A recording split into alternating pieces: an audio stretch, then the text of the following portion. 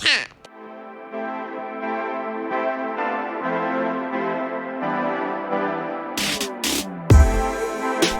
What's going on, guys? It's another bad podcast. It's your boy Paya Palomano. We're doing a special edition episode in between the first and second season. The second season's coming, y'all. I promise you it's coming. Look, I've been recording. I didn't quit. I didn't stop.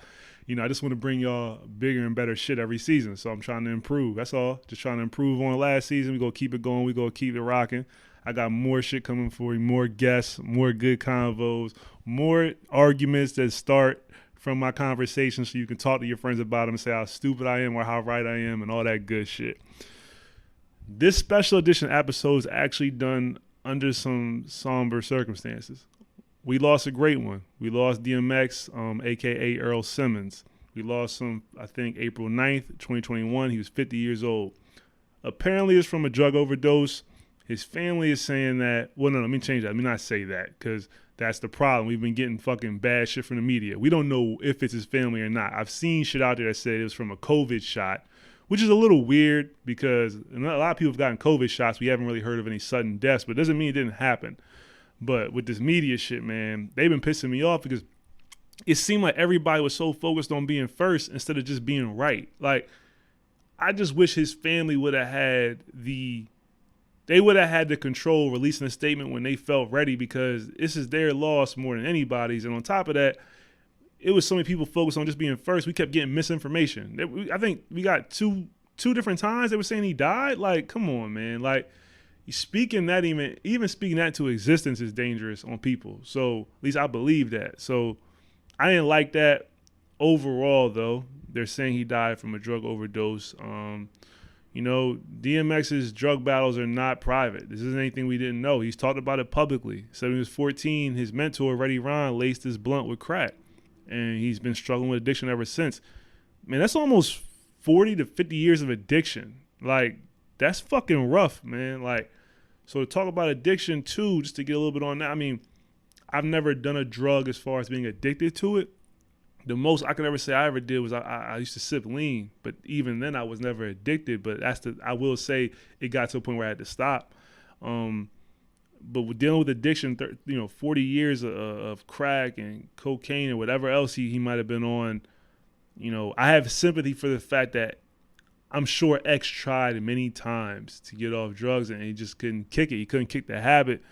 The one thing I do want to say is when you are an addict, though, or not when you're addict you're addict, your shit affects everybody else. And I'm pretty sure there was family and friends that did their best and tried to do right by X and get him off drugs and put him in positive situations and things of that nature. And I don't think sometimes addicts realize that, when this stuff happens, people blame themselves, suicide, all that. People around you, they blame themselves thinking of what they could have done when in reality, there's nothing you can really do for an addict or somebody that's going to commit suicide and things like that other than you have to just be there for them. But you can't stop these people from doing drugs. You can't stop these people from killing themselves. And I just think it sucks because so many people blame themselves in these situations. So I pray that his family and the people around him are not blaming themselves because if anything, if you've ever been around a drug environment for some of my people that grew up in the hoods and inner cities and things like that, ain't nothing gonna stop a crackhead from getting his crack. You can do whatever you want to do. A crackhead's gonna get it. He gonna get his drugs, meaning somebody's only gonna help themselves. You can't force somebody to get help. So I just want to get that out there for anybody that's going through things like that. Please go get help. Please talk to somebody. There's things out there. There's people out there. There's hotlines. I know it sounds cheesy as fuck, but there really is things out there for you guys to talk to somebody and get the help you need because it's dangerous, man. And, an overdose or suicide, these are things you can't come back from. And we don't want to lose people to shit like that. But we're going to talk about some of the good things about DMX. I don't want this to be a sad convo. I loved X, man. X, for all the kids born in the early 90s, we know, X raised us. X was important in the culture. X, and that has nothing to do with him dying. X was a key component in the shift of shiny suit era to getting back to the raps. That's X. Like, X came in guns blazing. That Get At Me Dog video, come on, man. It's.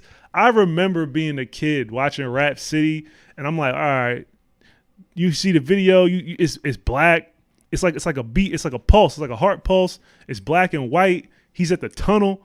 I mean, the tunnel was notorious. Like, you look up the tunnel, people used to get shot, stabbed, robbed. Like, tunnel, you wasn't gonna go up there and just get the fans to cheer. You had to have some hard shit, and you just see the video. It looks so gritty. It was different. It was different than the Diddy All About the Benjamins and Can't Nobody Hold Me Down. This was a nigga just rapping with no shirt on and jeans, talking about shooting, killing, rapping, and all of that. And well, we loved it. X and Hove are direct shifts of the Bad Boy era to whatever it went. And just to focus on that for a second, Jay took a stab at the Shiny Suit era. Like, I'm not dissing Jay. I just want people to remember what was going on in hip hop. That In My Lifetime album, Jay took a stab. He had the song with Lil' Kim. He had the song with Blackstreet with the shiny suits, and he was trying to make stuff that he was trying to sell records. X never conformed. X was always himself at the core, and I always will respect X for that, because one thing about X, for better or worse, you was always gonna get X. X was always gonna be raw, say suck my dick or whatever. Like, X was a crazy dude, and he was a key component in that shift of the culture. Like, the hip hop moves in eras. You got the Rakim, Big Daddy Kane. Then you move into Run DMC. Then you move to the West Coast. The West starts running shit. Then Bad Boy starts running shit. Then it's Biggie and Tupac. It's basically the Biggie and Tupac era. And then it's the Bad Boy era, Shiny Suits, the Locks, Mace, and then DMX. DMX and Hove kind of take that late 90s and early 2000s, and they shit like, so DMX isn't just big because he died. I don't want people to think that he's just getting praised. No, DMX is a moment in hip hop. DMX sold over 25 million records. Like, DMX is huge.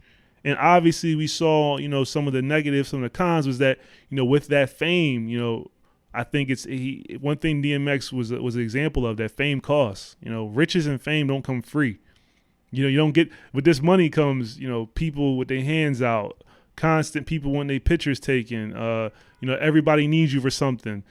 It can, we've seen countless superstars submit to drug use and depression. And, I think the thing about X has something that everybody loved. I think everybody loved X for different reasons. And people loved him for his vulnerability. People loved him for his hood ass raps. X is from Yonkers. He's very unapologetic. He used to be a stick up kid. Like, people loved X for different reasons. I think for me, I would say I loved X for his vulnerability at a time when hip hop wasn't vulnerable. When you look back on that era of rap, it wasn't about, your feelings. Like, that J era, DMX, all that. People weren't being super emotional. X was one of the first rappers to be crying and praying and talking about, slipping, songs like that, talking about his life. It just wasn't popular. And, I can tell you one thing, man. Look, I don't care if you Christian, if you Jewish, you praising Allah, you Hindu. I mean, you could worship the fucking the moon and the stars. When X start praying, dog, when he start praying, them tears start, you feel that spirit come over you, dog. I don't care who you be like, damn, nigga, I feel blessed. Like, with X, ain't nobody gonna pray over you like DMX, man. X just has something I think people just loved. And I think what it was is, through all the hard exterior, he was a regular person. And, rap at the time was such a superhero act. Everybody was Superman. It was I'm going to kill you and do. And I don't get robbed. I don't get beat up. I get every girl in the world. X was kind of the opposite. X was like, he would tell you about his faults. And he was one of the first people in that movement of emo rap. We don't get the Kanyes and the Drakes and also, I mean, I guess you have to include Joe Budden, even though he's not my favorite rapper in the world. These were the first kind of big emo rappers as far as just really rapping with their feelings. But DMX was laying the breadcrumbs for that. So you got to give him his credit. And now we go roll into some of my favorite DMX moments. Look, man, this pod is not supposed to be an hour long. It's not going to be super long. I just wanted to get this out because, my love for X. And with the first X moment, get at me, dog. I've already explained, y'all. I was a kid, changed my life. I went from wanting to do the Harlem Shake with Diddy in the shiny suit and wave my rollie until I just want to start robbing niggas and selling crack. I was like, fuck it. DMX told me to get at me, dog. It is what it is. The Hard Knock Life tour, one of my favorite moments. Obviously, I was too young to be there, but, Jay and X on tour, it's documented. There's a movie behind it. To see that, and we have visual representation of seeing X on top. Like, X was number one, and it wasn't debatable. And I just love that there's footage of that. So seeing X on stage, I mean, and to be fair, I mean, it's called the Hard Knock Life tour. It was the Rockefeller tour because Jay-Z had put out the Hard Knock Life album and it sold 7 million records. So Rockefeller fronted the tour. They bought him, Red and Meth. So it was Rough Riders and Red and Meth and Rockefeller. And I don't think anybody would ever confuse Jay with being a crazy performer. Like Kanye, Travis Scott, Meth and Red. Meth and Red was hanging from the damn ceiling, jumping in crowd. Jay not going to jump in no crowd. Jay ain't going to scream extra loud. Jay ain't going to go down and shake hands. Like, we've all seen Jay on the jet ski. We've seen him throw the football. We done seen him jump off the boat. Jay is not that type of dude. He going to say his raps, make a funny smirk, get off stage. X was coming on that stage killing it. He wasn't even closing the show. And Jay has said it. He said it before. He's like, yo, X was killing me every night. I had to step my shows up. So, I mean, obviously it's not a Jay versus X thing, but they'll always be intertwined because they were just kings of that era. And I like the Hard Knock Life tour because it shows you, like, there's visual, like I said, documentation of X just being on top. The first guy to sell multi-platinum albums in the same year. Like, that's nuts. The top 5 movie appearance, top 5, the Chris Rock movie, when at the end he goes to jail and DMX is in there, because this is, of course, late 2000. This is like 2010, 2012. X, at this point in his career, X was getting arrested for everything, impersonating cops, fighting, and it seemed like if X sneezed, he was getting arrested. So it was just funny for Chris Rock to go to jail and see DMX in there. That was cool. When he stole the police car, when Method Man tells a story of X stealing a police car, riding around with the lights and everything until they finally stop him and eventually let him go. Like, who steals a cop? Like, X is 10 million records stealing cop cars. It doesn't make any sense. Him and Ja Rule, the story of him and Ja Rule, and he says they're at a tourist stop, I believe it's Arizona. He says X steals a car, tells Ja Rule to get in. Ja Rule doesn't know it's stolen. They get in the car. It breaks down somewhere. Some fans end up picking them up. They go back to the fans' house. They eat dinner, eat lunch, and the fans end up giving them a ride back to the stadium so they could do the show. What the like? X, that is nuts. Like, how is X stealing cars and just beating fans? X is crazy. And Fat Joe tells a story of him and Pun. I guess they all had a show in some club in New York, and Pun and everybody was there. And they go to the gas station after the show. They see DMX. They said they're talking to X outside, and X is like, hey, hold on a second. They said X goes in the gas station, robs the gas station, and comes back out and starts holding a conversation. What the Yo, X is crazy, man. I love X so much, man. X is wild, dude. Look, X was a king in the game in the 90s. Him and Jay will always be intertwined. There was a time at some point in their career where, you could have said X was bigger. He was bigger than Hov, and it was true. I think one of the main reasons for where you watch the careers go elsewhere, where anybody wants to kind of have their own interpretation of why they split, Jay was always a very business-minded guy. Jay ran his own label. If the label needed appearance, any promoting, Jay was handling it. Jay was in the books. Jay was in the paperwork. Jay was a businessman. Like, you know what I mean? Like Drake and people like that. Like, he was very on the business end as much as he was on dropping music. X was a true artist. X only cared about his music. He used to always tell the industry to suck his dick. He said he hated going to label dinners and meetings and all. He said, look, I just give you the music and I disappear. Like, X was a different type of dude. And obviously amongst the drug use and other things, that's another reason why they, you see their careers veer off in a different paths. But it's just that's just what it is. X was not as concerned as the other things as like, somebody like Jay was. And that's why you see the difference in the careers. My top 5 X songs while we get out of here. The intro to It's Dark and Hell is Hot. Shout out to Irv Gotti. Look, man, Irv Gotti seems like a very difficult dude to deal with. Like, I love Irv. He's a legend, but Irv just seems like somebody you don't want to be around for too long. But that beat is nuts. Shout out to Irv Gotti, man. That beat is crazy. It's one of the most demonic, haunting intros ever. Damien, when X is talking to the devil, one of the greatest concepts ever. Him and the devil talking, and that's just look. Period. Get at me, dog. We've discussed it. Nothing more to say.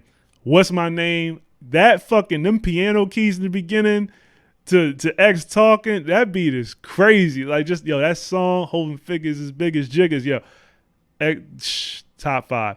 And Slippin'. Slippin's my favorite DMX song of all time. I think Slippin' it, like how we talking about emotional rap, Slippin' was like the first very emotional rap song as far as like X talking about, you know, his demons. You know, X talks about his mom treating him like shit, talks about being homeless, talks about trying to get back on his feet, talks about the drugs. And, you know, songs called Slipping. He talks about slipping and falling and getting up.